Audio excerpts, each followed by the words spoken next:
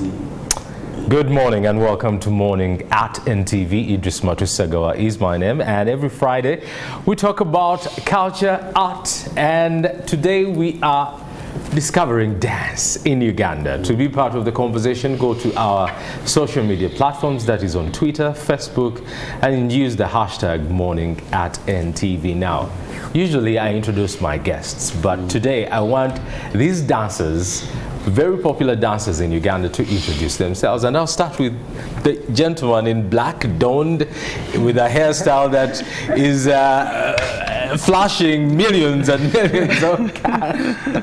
Are we really popular? You are. Is it? You didn't know that you're popular? You are. I'm surprised. You're shocked. I'm shocked. Well, you're here, so. Mami, Antonio and Valentino, yes. Good to have you here today. Good to have you. And I'll start with you, Valentino. Here. Please just introduce yourself to our viewers today. Our lovely viewers, thank you for watching NTV, Spark TV. My name is Valentino Richard Kabenge. I'm a Latin and ballroom dancer. I'm an actor and a creative director, and it's so good to be here. Yes, and NTV you're popular. Is home. And you're popular. Yeah. You're a celebrity. I didn't. Let it try to sink in now. It will sink in. It will sink in. Antonio, Yes. donning a hat that it says I am cool. It's indeed a Friday. I'm a cowboy, maybe not. Looking fly, sir. Thank you, thank you. Please introduce yourself to the viewers. Well, my name is Antonio Bukhar Ssebuuma. I guess the simplest way to, jump into it is the first hot stepper since I'm on NTV. Several years ago. That's what I'm talking about. And at the moment, I'm a dance lecturer at the Northern School of Contemporary Dance in Leeds.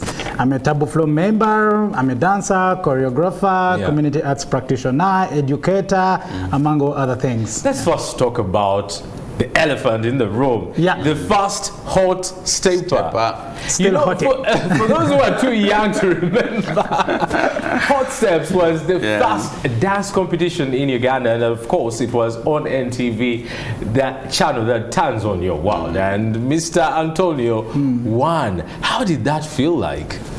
Woo! Let me try to recall how it felt.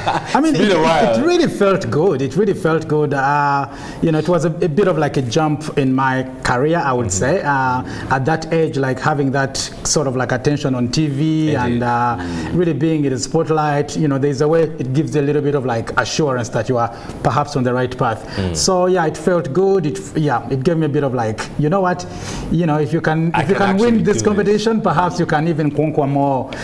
So yeah, felt really good. Well, that brings us to our conversation today. Is dance a hobby, or can you actually pursue this as a professional career and kind of change your lives, as the gentlemen who are seated next to me have done? He's in Leeds. He's a dancer who is always traveling on the plane, going to South Africa to where? Have you get?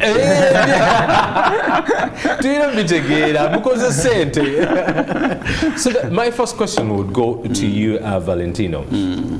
How did you start dancing, and how did you turn this probably from a hobby into a professional career? And for the viewers who probably are watching from home and might be thinking that, hey, maybe I want to be the next Valentino, how do they do that? Well, a long story from the back, which I won't go there. When I joined the arts industry, I joined as an actor, and my passion was always to tell stories. So it was about, I was looking for a voice where I can really tell the stories that live within me, right? Because when I grew up, I was a very shy guy. I didn't have a lot of confidence because I grew up in a household where my confidence was always verbally compressed. So when I joined acting, I was all passionate about storytelling. And then within my journey of acting, after working on Don't Mess with Kansime, a friend of mine interested me to dance.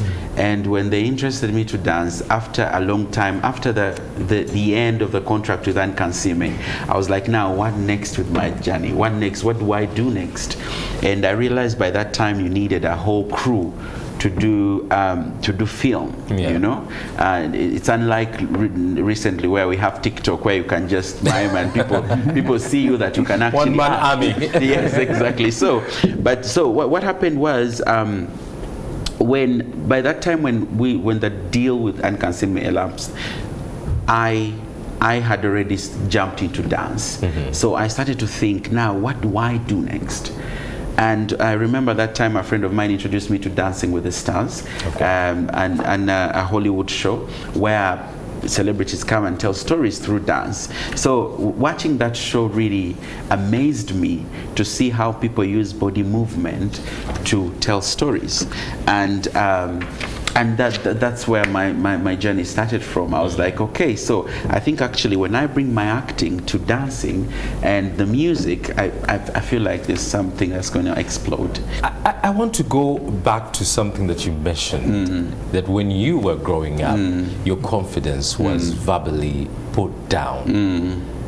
Could you share a little bit on that? Because it's something that just caught my attention, and I feel it needs to be addressed. Growing up, I grew up with my cousin sister, who loved me so much, but she had it was a challenge she had. She could like verbally abuse you, right? She loved me so much because she educated me, she sacrificed a lot for me, but she had that challenge. So she used to like abuse you, like really abuse you, like tell you all the stories, tell you all the things. You're this, you're that, you're stupid, you're what, you know? So those kind of things like made me shrink and feel like, okay, I think I'm not good enough. I cannot speak. So when I was growing up, I was very silent. I could be in a room and you couldn't notice that I'm there. I'm just seated and watching other people, feeling like, oh, probably I do not have sensible things to say. So acting and dancing, really hiding in there and actually realizing that I can do things that people appreciate, it's what really brought out my confidence. So could we say that dance has been the voice that was probably put down before, and now you have a voice to say whatever you need to say and share your stories? No, the funny thing is, dance was never anything I looked at. I didn't really know anything about dance, but acting was. Yes, it was. Like it's something that you know, because when we were growing up, we watched a lot of Nigerian movies. Indeed. So we used to see the Ramses, the Genevieves, and then by that time you really wanted to be the next Ramsey, you know? Of course. So I just joined acting because that's when because I left school when I was 13. So leaving school and at 13, I started to think, what do I do next with my life? Yes. Well, you're full of interesting stories. Exactly. you tell me you left school at 13. Yes. Why? I did. What happened? I left school because my cousin sister became bankrupt. Okay. She gave birth to a differently abled child, and by that time, you know, disability has always seen as children with disabilities have always been seen as they've been bewitched. So there was a lot of conspiracies. The child has been bewitched. She used to go to a lot of witch doctors and all that, and spend so much money, so much time without working, you know, and time reached and she couldn't afford it anymore. She couldn't afford to support you. Yeah. So am I assuming, because you've told us a little bit of your story, background, your childhood, and I've not heard you talk about your parents. Do we assume that you are an orphan? Yeah, my mom died when I was like 1 year, my biological mom, and left me with my auntie. Okay. And my dad is there. We just don't have a relationship. All right. Yeah. That's sad. Yeah. But hopefully dance has been that outlet for you to kind of express yourself in a way. Very much. The kind of confidence I have right now, I even look at myself and I'm like, yo, where did this come from? Who is this guy? Yes. And I think it's just the whole thing that actually I've gotten the opportunity to meet different people from different walks of life. When I was called to choreograph the Chabazingo of Busoga, I asked myself, I'm like, okay, am I the one here? I spent 10 days with him and the wife, the queen, now, 10 days with them and choreographing them listening to me and asking for advice, this and this, and them advising me. I'm like, yo, who am I? Antonio, yes. You're dropping names here. I know. I'm like, do I know any king in person? So Antonio, just coming to you, we've had Valentino's story. For you as a dancer, what kind of dance do you perform, and also what sparked that interest for you? Well, I would say I work mostly in the street dance realm, hip hop, breaking, dance hall, a bit of house, and I would say when I got into dance, break dance was quite exciting, or b-boying, and I just was a very playful child, so I would say that style spoke well to me. So I started off a lot with head spinning and back spinning and doing a lot of breaking, but then in order to expand a bit of my career, when we started doing projects with international theaters, I went into, I would say, contemporary the beat, because I felt like I needed a style that could help me, venture into the theater realm. So at the moment I teach at the contemporary dance school, but I'm quite diverse, so do different styles, and so I believe the more styles you do, the more chances you have of really figuring out your own style, because you kind of blend them different than anyone else would blend them, and even career-wise or work-wise, then probably you have more jobs because you can appeal in so many different spaces. Okay, you mentioned since we are name dropping, you mentioned you were a tutor at Leeds. How did that happen for you? It's quite an interesting story, because I had done a lot of dancing in communities, doing a lot of dance for social change with Breakdance Project Uganda, performing a lot with Tabu Floor, doing a lot with Batalo East. Then I was like, you know what, I need to kind of see my career in a totally new lens. So I applied for a fellowship, which is called Pinabout Fellowship. I went to New Zealand for 6 months. So when I got into that space, I was like, okay, for someone who has never been to school for dance, this is a really very interesting space for me, because first and foremost, I also felt relevant, because when you're operating in a particular space all the time, certain things maybe you take them for granted. So kind of trying to bridge, bring my experience into that space, kind of excited me to research more and more about higher education. Then so what I did, I got another fellowship at another university. So I went from the University of Auckland to the University of Otago, and by then that's when I applied for a job at the Northern School of Contemporary Dance. And surprisingly, by then I had zero qualification, zero qualification for teaching, but they felt my skill and my experience was credible enough for me to be a lecturer. So I've been teaching as a lecturer since 2021, and I'm loving it. Now I have a master's, but before I was, just like a... So they are giving you handcuffs. So that's amazing. That's amazing work, because it's a reflection of how you can turn dance into an actual career. Go from dancer to a tutor, now to a professor. You have a master's in dance. Let's get back home. Okay. Because now you are a tutor in Leeds, New Zealand, and all these amazing countries. How about here in Uganda? How are you doing the same thing, probably teaching the younger dancers who are aspiring and thinking, maybe I can become the next Antonio or the next Kabenge? How is that happening? A couple of ways. I would say first and foremost is I've done some classes with Makerere University, and I'm still connected with the community-rooted projects here like Batalo East, where we go in different communities and see how we can resurrect traditional dances and blend them with modern or street dances, if you could call it that. So I'm using my experience to kind of show dancers here what is relevant or what is appealing on the global stage.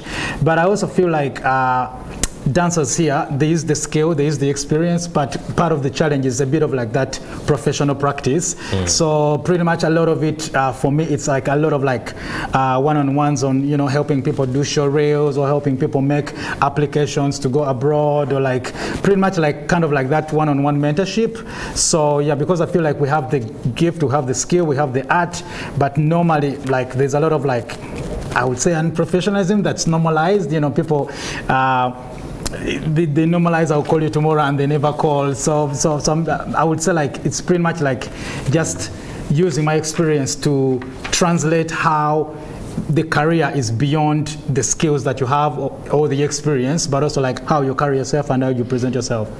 Yeah. Wow. Do you have something to add on that issue? Because I know even in your field, do you feel nowadays Latin dance, because I see a lot of adverts and promotions of we have a Latin night here, we have a Latin tutor here. Do you feel Latin dance, because it's the genre that you do, is it something that is being recognized now, or has it always been there, and where do you see it going? Are we going to have more professional dancers in that genre like yourself in the future, in the next few years? Yeah, I think Latin dance has been here, you know, for the longest time, and I see it being applied in different choreographies. Actually, when I watch so many shows, people do 1, 2, 3, they do the bachacadas. They do 1, 2, 3, they do the salsa shines and all that. The only challenge we have in Uganda is abantu tebagala kumanya. Do you understand? People, so like people do not. Most of these dancers, they do not want to know what they don't know. Yeah, I think it's a very. I don't know if that. I don't know. I think we have a challenge as a country. So many people that we do research, but we search. We don't research. Right? We don't, like, you know how someone can come and they're like, okay, this newspaper, why this? Why did they say? Why, you know, that research to research. So I see very many people, because there are very many people that are interested in what I do, but they don't even know the name and the actually professional dancers in the industry. They are tagged as professional. Do you understand? But they can't differentiate the different dances, samba, zumba, what? Google is here. They cannot even call as, you understand? They can't even call you Valentino and say, what style of dance do you do? Yeah. You understand? So to that a bit of challenge. I don't know if you face it too, you know, but there are people who are interested actually. So the advantage that we have today is that we have you here. Yes. So tell us, what are the different dances that probably you do in your Latin dance? Yeah, so in the Latin dance we have 5 types of dance, and that is the cha-cha, the samba, the jive, paso doble, and the rumba. And the rumba. Yes, that's in the Paint Latin. a picture, because I know we are seeing a few pictures on screen right there. But paint a picture. You talk about cha-cha. Why cha-cha? Why do I do cha-cha? No, as in why is it called cha-cha, and probably what does that entail? Yeah, it's generally the counts, you know, the beats, the counts, you know, the cha-cha. So you know, even when you're dancing, it's cha-cha-cha. Okay, you know? okay. So it's feisty, it's fun, it's all that. You know, the samba, we have the samba that is very carnival, you know, people colorful and all that, and with the rumba is the love of dance, you know, internationally, you know, when they put in a rumba, you expect love, you know. Yes, and the paso, very aggressive, you know, and it's generally the history of these dances that really make them. So just from what you said earlier on, is it important for me as an aspiring dancer to actually go deep into knowing the history of the dance? Why is it called this?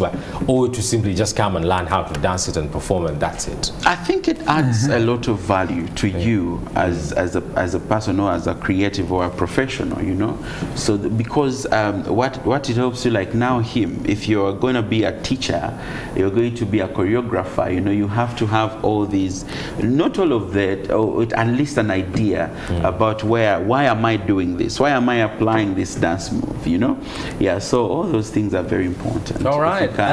Antonio, Yes. and now I'm coming to you with the same kind of question. Yeah. Of what are the different types of dances? Because right now we are talking about just transitioning from dancing as a hobby into a professional career. Yeah.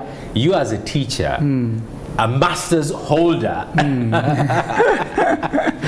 Is it important for me, because it's a same question I asked him, is it important for me to actually know the basics, the history, the different types of dances, or is it enough just to simply see what you're doing, copy it, perform it, and that's it, and I'm a professional dancer? Well, there's a couple of different questions in that one question. Yeah, but I would it's a deep one. Yeah, but I would start with actually the definition of like professional, because it has really different, you could see it differently, you know. Some people are professional because they earn from it, you know. It's like, okay, you know what, I survive off dance, I go somewhere and I dance and then I get paid. Yeah. So I'm pretty much a professional, you can't argue against that, you know. Then there's professional because you went to school and studied dance.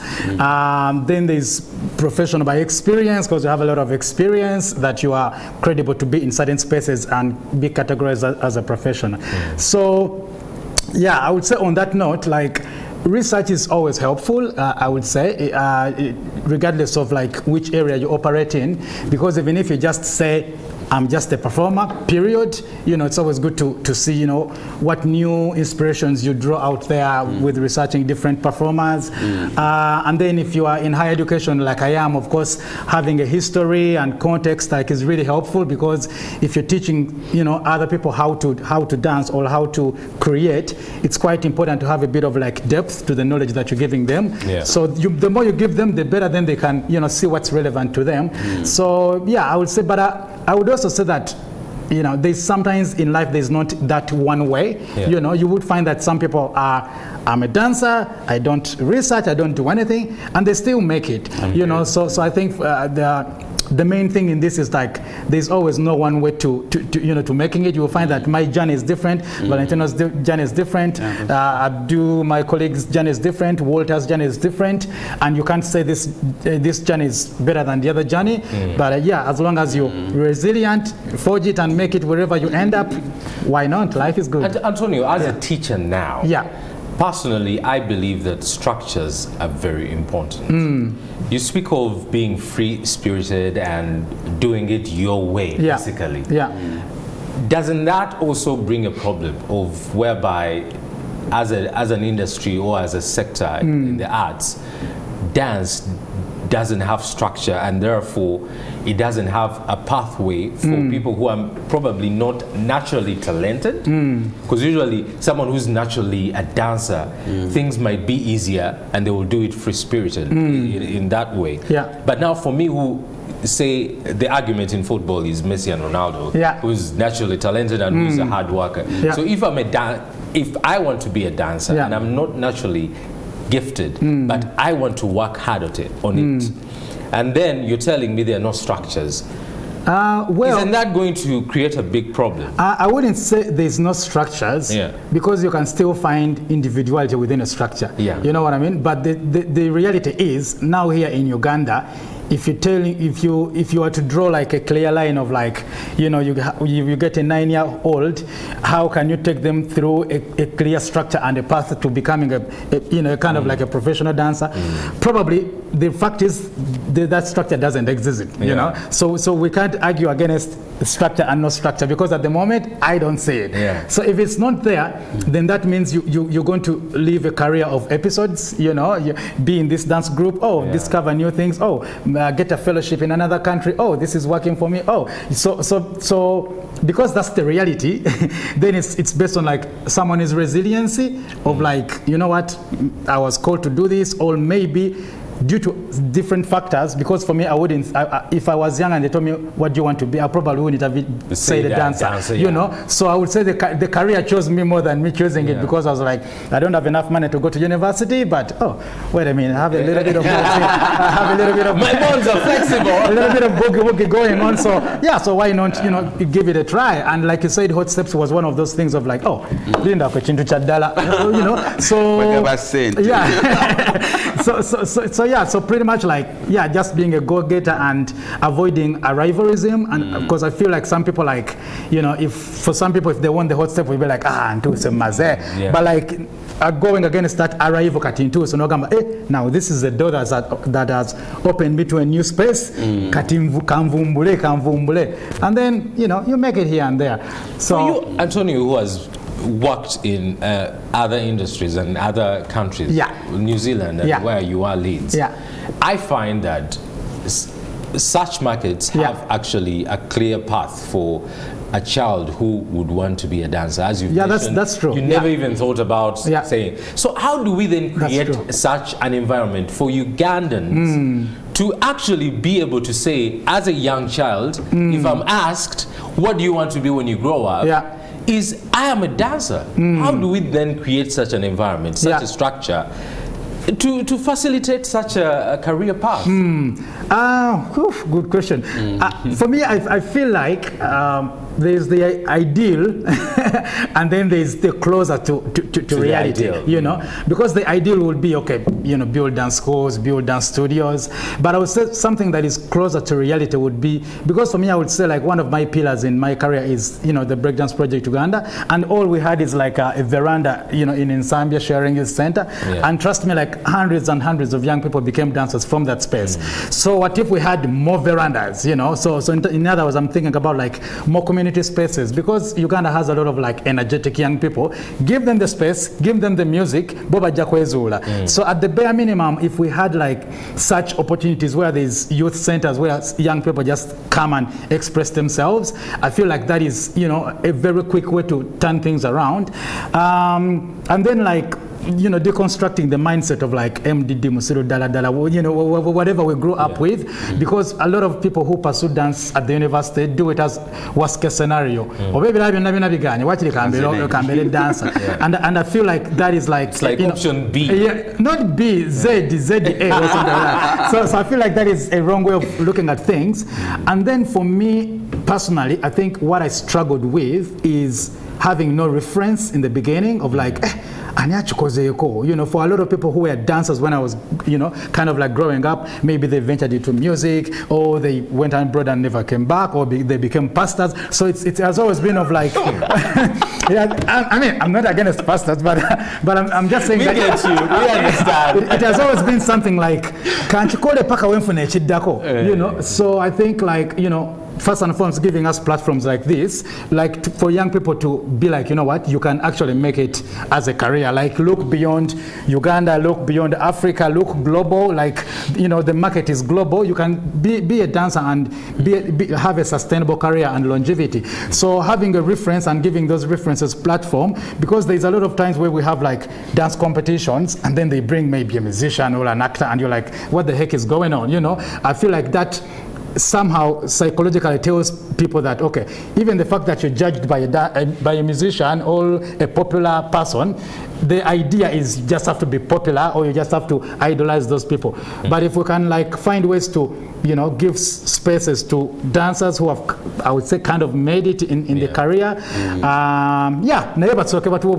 If we had like different youth centers and different spaces, trust me, young people are very energetic, very explorative, and they can always find the ways. Valentino, Antonio is saying we need more platforms for young dancers. More verandas. Basically, yes. But so the question would I would put to you is, number one, who is supposed to do that? And number two, how do you make dance popular? Because the issue that we've just been talking about is the issue of making dance feel like a career.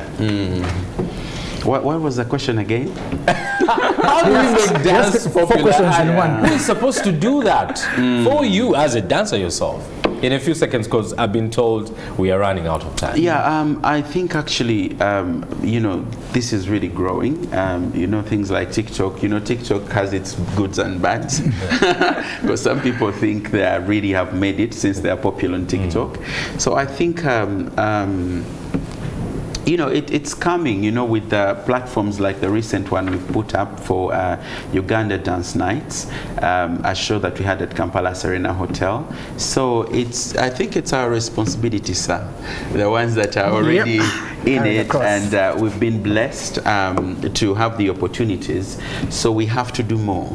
We really have to do more and give back to the people that need this. And we also need to say, well, we need to talk and see whether we can bring people and you know, we can come together and build such structures. Yes. Okay, so that we can, because the major thing is, I've had a lot of complaints of people, dancers saying that you know, we don't have opportunities, we don't have money, funds and everything, but at the end of the day we need to first be organized so we can attract investors, because as dancers, many of the dancers, they know the dance, they know the craft, they just do not know the business. Those are two different things. All right. So Valentino, because we are running out of time, I'm just going to give you 30 seconds. Tell us what you're doing, what's coming up with you, and Well, first of all, I would love to thank all the fans. I thank the people that came for Uganda Dance Nights, all the people that supported us.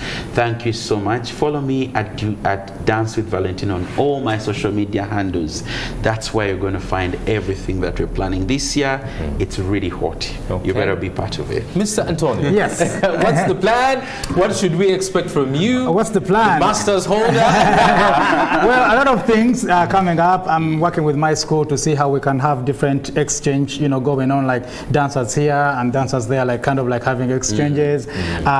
Still my career is alive and kicking. I'm still performing. I have a new show called Mutuba, you know, which imagines the consciousness of the Mutuba tree. You know, so I'm attaching myself even more deeply to my culture. And yeah, I will use your formula. Follow me at at Antonio Bukhar on Instagram, and then you will be seeing updates, because I'm tired of people saying Uliwa, what dawa, you know, when there is online. I'm online. You will be seeing a lot of like updates, my tours, my performances, my everything. Well, gentlemen, it's been a pleasure. Wonderful conversation, and I'm sure we shall bring you back again and divulge all the issues that the dance sector has. But it's been awesome. And well, for you who's watching, Morning at NTV is still going on. Stick around. Just go to our social media platforms. Again, the hashtag is Morning at NTV, or go to my Twitter handle, which is Idris Matusega, and tell me, what's your experience with dance? Do you even know how to dance, or do you want to learn how to dance? Do not go away. We are coming up with more conversation right here at NTV.